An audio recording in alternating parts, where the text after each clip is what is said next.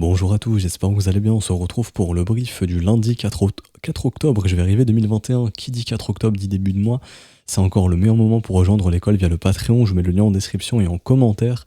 Dès que vous rejoignez l'école, vous avez accès directement à 15 heures, il me semble, de cours dorénavant, directement. Donc tout ce qui est momentum, qu'est-ce que les spreads, comment identifier une divergence, comment identifier une zone de rechargement, comment tracer ces zones de rechargement, comment établir son plan de trading, l'order flow, comment identifier des shorts, des longs, savoir ce que fait la majorité, etc. Donc des cours sur tous ces concepts directement, et vous avez aussi accès directement au brief que je fais avec les élèves. Donc là on vient de faire le brief avec les élèves d'une durée de 2 heures quasiment, où je traite plein de sujets, je séquence aussi les sujets, s'il y a des sujets qui vous intéressent pas, comme ça vous pouvez les zapper. Donc on parle de macroéconomie, d'order flow, de plein de choses, donc voilà, n'hésitez pas si jamais vous êtes intéressé. Les portes sont grandes ouvertes et on reste encore en début de mois, donc c'est un bon moment pour rejoindre, n'hésitez pas, je vous mets le lien en description et en commentaire. Donc au menu du jour, le Bitcoin, donc je vous ai fait un brief express samedi, exclusif. Je fais pas de brief le week-end, mais bon là je devais en faire un après le gros mouvement, donc on avait vu pourquoi, et je reviens là-dessus, hein. Certains m'ont dit, oui tu fais la vidéo du crack et ensuite la vidéo haussière, mais j'avais dit, enfin je disais déjà que j'allais la faire, les pourquoi du comment Bitcoin pouvait pumper. Donc j'ai fait les deux raisons, et ensuite c'est à vous de choisir le scénario qui vous plaît, ou voilà, lequel qui vous semble le plus plausible. Donc dans tous les cas je devais la faire, c'est juste un timing, on va dire que voilà, j'ai publié la vidéo, on était encore ici, et derrière on s'est mangé la grosse, enfin on était là quoi, et derrière on s'est mangé la grosse accélération due au short squeeze, donc ça je vous en ai déjà parlé samedi. Pourquoi ça a pumpé, à cause des, à cause ou grâce, ça dépend dans quel sens vous vous positionnez, mais je dirais plutôt que c'est, ça dépend, grâce aux dérivés du coup, donc grâce aux dérivés où il y avait beaucoup de shorters, hein. Donc du coup, boum, breakout, et on est venu liquider beaucoup de shorters ici. Le truc, c'est que les shorters ont été liquidés, donc ça, on a déjà vu ça samedi. Si vous voulez regarder, enfin, avoir plus d'ample explication, n'hésitez pas à checker le brief de samedi. Maintenant, le tout, pour moi, le marché est vraiment drivé par les dérivés, dans le sens où on a un marché spot qui est très peu liquide, et c'est le dérivé qui va driver encore une fois. Et le dérivé reflète aussi, reflète aussi le sentiment des gens. Donc ici, les gens étaient baissiers, pensaient que le prix allait baisser, donc c'est qu'ils ont probablement vendu, et donc boum, le short squeeze derrière. Maintenant, on voit qu'on est venu chasser les derniers stops qui attendaient au-dessus du plus haut ici. Donc là, vous voyez, là, on est venu chercher avec une petite mèche, ça je vais pouvoir supprimer. Hop, on est venu chercher avec une petite mèche les stops au-dessus des sommets. Si jamais on commence à faire une structure de retournement ici, le marché se retournera. Ok. En revanche, pour l'instant, on est simplement dans un range, un niveau qui est clair et qu'on a vu ensemble, c'est ce niveau ici qu'on a tracé, 48 300. Vous voyez qu'on a clôturé sur ce niveau, sous ce niveau, pardon, 1 jour, 2 jours, 3 jours, 4 jours, 5 jours, 6, 7, 8 jours. Donc là, c'est le 8e jour, on va clôturer sous ce seuil, même 9e jour carrément, quasiment. Donc ça fait beaucoup quand même. C'est un niveau qui est assez important, il y a beaucoup de distribution autour de ce niveau sur le marché spot, hein, donc le peu de liquidité qui reste, c'est un niveau qui est beaucoup défendu. On le voit également sur le marché asiatique, je le vois ici au niveau des liquidités. Là, il y a de gros ordres qui étaient déjà positionnés au niveau des 48 100 jusqu'aux 48 600. Donc c'est une grosse zone défendue, il y a de gros ordres d'achat qui attendent déjà au niveau des 43 400. Un peu plus bas, 41 100 et sinon 38 000, à voir si on va y aller. Si jamais on suit les liquidités du marché asiatique, ça voudrait dire qu'on est simplement dans un rebond et qu'on va faire ça tout simplement, ok. Donc pour pas vous prendre la tête, il y a un affichage qui est très simple sur le Bitcoin à l'heure actuelle, c'est de voir la charte sous une échelle 2 semaines. Donc une bougie égale 2 semaines, ok. Donc là pour faire ça, vous allez ici, vous ajoutez directement le truc, hein, donc vous mettez en Wix, vous écrivez 2 et vous faites add, et vous aurez l'affichage 2 semaines. On voit vraiment que c'est très clair. On voit ici que ça fait résistance ici, et boum, résistance cassée, accélération. Ensuite, on voit que ça fait support. Donc ici, support ici, boum, cassure. Et donc là, ça fait résistance à nouveau. Vous voyez vraiment le niveau, comment il est clair ici. Je vais retirer tous les schémas. Mais vous voyez le niveau, comment il est clair. Le niveau des 48 800 $ est très clair. Le niveau bloque à chaque fois qu'on vient ici. Et là, on voit qu'on est encore en train de bloquer. Donc c'est très simple. Si jamais on ne casse pas le niveau des 48 800 et qu'on se remet à aller vers les supports, c'est que c'est probablement pour retourner dans le bas du range, parce qu'au final, le marché est dans un énorme range. Quand on le voit en hebdomadaire, enfin en échelle de semaines, le marché est dans un énorme range. C'est-à-dire que ça, c'est notre range ici, hop, global, tout simplement. Le bas de range est ici, donc l'investissement intéressant se fait sur le bas du range. Donc ça, c'est en gros la zone d'investissement intéressante. Ça, c'est au sein du range la zone de vente intéressante. Ok. Et donc, si on casse ce range, la prochaine zone, ce sera entre les 58 000 et les 60 000 $. Donc, grosso modo, si on break ici, hop, là, si on arrive à clôture au-dessus de ce seuil, déjà, ce serait une première depuis très très longtemps, depuis grosso modo août 2021, mais surtout, ça nous ramènerait sur les prochaines résistances qui se trouvent pas avant les 58 000 à 60 000 $. Et ce serait les portes à un nouvel atterrage. Donc, franchement, regardez juste la charte comme ça, et vous attendez de voir la direction claire, c'est-à-dire une cassure ici. Si on casse, c'est bullish, et à ce moment-là, on viendra se retaper les prochaines résistances, grosso modo, pour faire simple, qui se trouvent entre 58 et 60 000, et 60 000 $. Également, une chose à noter, si vraiment on break ici, bon, on est dans un environnement très bullish, tout simplement, et à ce moment-là, on aura des chances d'aller bouffer cette résistance, et si on la bouffe, on pourrait finir l'année. Donc là, ce sont des objectifs théoriques, mais en cas de nouveau sommet, les objectifs que je surveille sont entre 86 000 et 100 000 $. Mais pour l'instant, c'est pas gagné, il faut venir breaker ici, c'est assez important. Et ça va se jouer au niveau du dérivé. Que vont faire les gens? Si les gens se mettent ici à acheter, donc admettons on a chassé tous les stops des vendeurs, le train est déchargé de vendeurs. Si les gens se mettent à acheter ici un mouvement baissier, ça sent mauvais. Parce que si les gens mettent du levier pour acheter un mouvement baissier, ça veut dire que le sentiment aura été inversé, que les gens sont plus bears, mais à ce moment-là qu'ils sont devenus bullish. Là on voit que le ratio est redevenu bullish. Mais c'est pas pour autant que les gens ouvrent beaucoup de positions. Donc pour l'instant c'est pas dramatique d'avoir un ratio bullish. C'est pas dramatique, ok. Ce qui serait dramatique, c'est qu'on ait un mouvement baissier et que les gens se mettent à acheter ce mouvement. Donc un open interest qui monte et un funding qui monte, et un ratio long qui monte. Là je peux vous assurer que ce qui va arriver c'est une accélération baissière. En revanche, si les gens sont plus enclins à shorter ce marché, comme ça a été le cas ce week-end, hein. Ici les gens ont reshorté, ils n'ont pas compris la leçon. On le voit juste ici. Hop. Ou ici, je vais passer en 1 heure, ça se verra mieux. Tac. Comme ceci. On a ici un funding qui baisse, un open interest qui monte, un ratio short qui monte, donc des gens qui short. Donc le marché fait quoi? Breakout. Et on vient liquider tous les shorters. Et donc là, l'open interest baisse, et on se retrouve avec un petit short squeeze, bon rien d'exceptionnel, hein, mais on se retrouve avec un petit short squeeze de 3,5 millions. Bon, toujours ça à récupérer, ok. Également en termes de liquidation, j'y viens ici. On n'a pas grand chose au nord. La majorité des liquidations se trouve au sud. Mais pour y aller, il faut que des whales veuillent acheter ces liquidations. Si les whales ne veulent pas acheter ces liquidations, il n'y a aucune raison d'y aller. Donc ce qui est dangereux, c'est qu'on a beaucoup de liquidations qui nous attendent au sud et très peu au nord. Ok. Donc techniquement, on fait le bilan. Techniquement, daily c'est bullish. Divergence haussière, momentum haussier, structure haussière. Techniquement, ce marché est dans une dynamique haussière à nouveau. Donc, admettons, techniquement, si jamais on fait ça, et qu'on fait ça, c'est extrêmement bullish. Donc pour moi, pour garder ce marché bullish, il faudrait faire ça. Il ne faudrait pas réintégrer ce range. Si on réintègre le range, c'est bearish. Ça pourrait nous emmener sur le bas du range et casser ce range vers le bas. Et ici, c'était simplement un head fake, donc un fake out, une chasse aux vendeurs sur les dérivés pour aller plus bas. Ok. Donc pour faire simple, le scénario bullish, c'est ça. C'est la consolidation, la poursuite haussière. Ou alors, le pullback, le Wyckoff check, donc le fait de revenir tester la ligne de coup du W, la poursuite haussière. Ce sont les deux seuls scénarios haussiers qu'on doit avoir, enfin c'est les deux seules choses qu'on doit avoir pour regarder ce marché haussier. En revanche, si on réintègre le range, comme je l'ai dit, là c'est bearish et au minimum on revient tester le bas du range, voire une cassure baissière de celui-ci. Comme on a déjà fait précédemment, par exemple, ici, les W se sont formés. Hop, là je vais y arriver. Je vais juste supprimer ça. Voilà. Les W se sont formés ici. Le breakout, la consolidation, on est venu avaler. Les W se sont formés ici. Le breakout, on est venu avaler, on est venu chasser sous les creux. Pareil ici, on est venu chasser sous les creux. Si le marché fait la même chose, c'est-à-dire le W, le breakout, on vient chasser sous les creux, bah ça nous ramènerait sous les 40 000 et donc dans la zone de rechargement au minimum à 37 800. Maintenant, la seule chose qui change, c'est qu'ici il y avait un momentum baissier et là il y avait un momentum baissier également, alors que là le momentum est bullish, donc là c'est totalement différent. On a un momentum qui est contrôlé par les acheteurs. Donc le plus probable dorénavant, je vais passer ici en court terme et on verra le momentum court terme. Hop, c'est juste de venir combler le creux qu'on a dans la value ici. Là il y a eu peu de business, donc de revenir tester le point de cassure et de faire ça. Et en même temps, en termes de dérivés, chasser un petit peu d'acheteurs du week-end ici pour faire quelque chose comme ça. Si on est vraiment bullish, si on est bearish, vous connaissez le scénario, on réintègre le range et à ce moment-là, on vient bouffer tous les acheteurs et on se retrouve sous les 40 000 d'ici la semaine prochaine, quoi. Grosso modo, même cette semaine, si vraiment c'était simplement un squeeze, un short squeeze et qu'on vient s'attaquer aux acheteurs. Voilà, vous savez tout.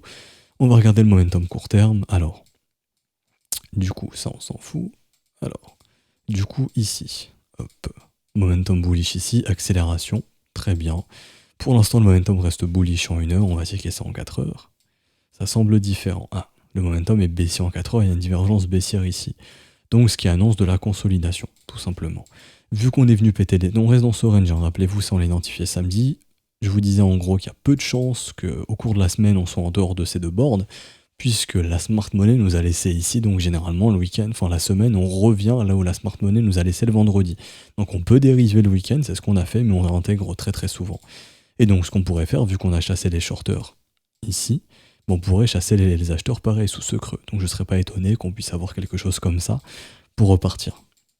Et donc, si jamais, admettons, regardez bien, si jamais ici, on vient chasser les stops des acheteurs, donc là en gros, dites-vous qu'il y a un paquet de stops des acheteurs à venir chercher ici. Hein.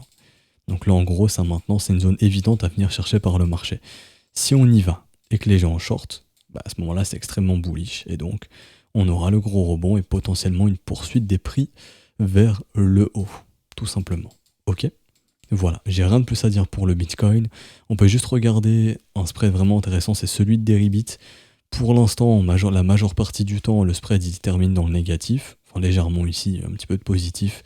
Mais si je passe en 4 heures, on est majoritairement dans le négatif. Tant qu'on sera dans le négatif, ça veut dire que la pression est plutôt vendeuse du côté des contrats dérivés sur le contrat de Bybit. Bybit qui est un bon indicateur de comment se positionne le retail. Est-ce qu'ils sont plutôt short ou long? Et ici, de ce qu'on voit, c'est qu'ils sont plutôt short. Donc tout simplement, si les gens continuent d'être short et de ne pas croire en ce mouvement, c'est ce qui fait qu'on pourrait continuer de monter. Maintenant, ne pas oublier, on est sur un niveau extrêmement important, on le voit ici. On attend juste une cassure de celui-ci, tout simplement. Tant que ça casse pas, dites-vous qu'on est simplement dans un marché qui range, en réalité, qui range. Et si on casse, c'est direction claire, on se dirigera à 58 000 et ensuite on aura une possibilité de casser la TH. Donc voilà, vous savez tout. Pour l'instant, c'est impossible de savoir la direction prise. Je sais que vous avez envie de vous dire, oui, on va aller au sud, au nord, mais pour l'instant, on ne peut pas savoir. Ici, dans mon livre de vendredi, je vous expliquais bien qu'il y avait beaucoup de shorters, donc un breakout était possible, et qu'on pouvait liquider les vendeurs, et tant que justement que les gens continueraient d'être baissiers, on allait monter. Sauf que là, pour l'instant, les gens ne font plus rien, les gens ont un peu peur. On voit qu'il n'y a plus trop de positions qui s'ouvrent, et tant qu'il n'y a plus trop de positions qui s'ouvrent, on ne peut pas savoir quelle direction sera prise, tout simplement. Un mouvement vraiment très facile à identifier, très facile à prévoir, en réalité, c'est simplement ici de descendre sous 46 700 pour venir chasser un petit peu d'acheteurs. Ça, c'est un mouvement évident à faire. Maintenant, le tout, ce sera de voir si c'est accompagné par des shorters ou des acheteurs. Si les gens achètent le dip, le dip sera plus long. Et donc, on pourrait se diriger au 45 200, c'est le point de cassure. Si ce point de cassure tient, je le répète une dernière fois, le scénario c'est hop. Par contre, si on fait ça et que ça tient pas, le scénario c'est simplement accélération baissière et tentative de cassure des 40 000 $. Vous savez tout. Je ferai un petit scénario pour voir le sentiment, pour voir si les gens sont bearish ou bullish. Ça pourra nous aider pour avoir la continuation, pour savoir la poursuite du prix, hein, si c'est une poursuite baissière ou haussière. Si les gens ont switché en termes de sentiment, est-ce qu'ils sont devenus bulls ou s'ils sont restés bears? S'ils continuent d'être bears, les pullbacks seront de bonnes opportunités pour acheter, tout simplement. Alors, et du coup, je vous parle rapidement d'Ethereum, qui a comme le Bitcoin, qui a fait exactement la même chose, c'est-à-dire W daily. On va commencer à arriver peu à peu en zone de rechargement de short. Ici, pareil, le momentum est bullish suite à CW. Il n'y a pas de divergence en revanche sur Ethereum, mais le momentum est quand même bullish, donc suite à CW, donc ça va. Maintenant, zone de rechargement de short, c'est assez important comme zone. Hein. Pareil, on n'est pas venu bouffer ici le sommet ici. Donc, ce qui fait qu'on pourrait rester dans une dynamique baissière. Creux, sommet, descendant. Là, on est dans une dynamique haussière depuis ce W. Mais si jamais on repère les 2600, on repasse dans une dynamique baissière. Une dynamique baissière bien confirmée. Je vois pas de niveau évident sur Ethereum comme Bitcoin en weekly, il me semble. Non, c'est plutôt les 3900, le niveau évident en weekly. Peut-être, on va regarder. Non, il n'y a pas de niveau vraiment évident, donc franchement ça va. Franchement ici ça va. On voit vraiment ici que ça faisait résistance, ça fait support. 1800 c'est un niveau assez important, mais en résistance il n'y a pas grand chose. Donc non. Donc Ethereum, pour faire très simple, Ethereum suivra le Bitcoin, je passe rapidement en 4 heures. Hop, comment est le momentum? On a eu également divergence baissière, donc attendez-vous à de la consolidation, voire un retest du point de cassure à 3174 $. C'est comme le Bitcoin. Ici, il faut que ça tienne, il faut qu'on fasse ça. Si jamais on réintègre, c'est pas bullish. Techniquement, c'est bearish et c'est au minimum un retest du bas du range, voire une résolution baissière de celui-ci, tout simplement. Et donc, pour finir, je vous parle rapidement de Tezos. Je crois que ça en parle beaucoup de Tezos. Alors, Tezos qui s'offre un nouveau sommet, qui est extrêmement bullish. Donc les objectifs en cas de nouveau sommet, on les avait vus.